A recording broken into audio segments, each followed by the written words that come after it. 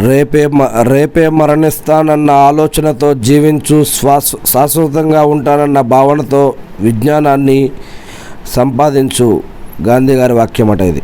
సముద్రంలో కొన్ని నీళ్లు కలుషితమైతే సముద్రం మొత్తం చెడిపోయినట్టు కాదు. ఎక్కడో చేదు అనుభవం ఎదురైనంత మాత్రాన మానవత్వం మంట కలిసినట్టు కాదు. మహాత్మా గాంధీ గారు చెప్పారట. తృప్తి అనేది ప్రయత్నంలో తప్ప విజయం ద్వారా లభించదు. పూర్తి ప్రయత్నమే సంపూర్ణ విజయం. మహాత్మా గాంధీ గారు చెప్పారట. సహనాన్ని కోల్పోవడం అంటే సగం ఓటమిని అంగీకరించడమే. ప్రపంచంలో నువ్వు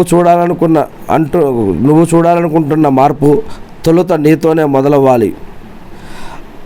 అంతరాత్మ ఇది తప్పు అని చెప్పిన తర్వాత ఇతరులు మెప్పు కోసమో తాత్కాలిక ప్రయోజనం కోసమో ఒకరికి అనుకూలంగా నిర్ణయం తీసుకోవడం అనైతికం అంట.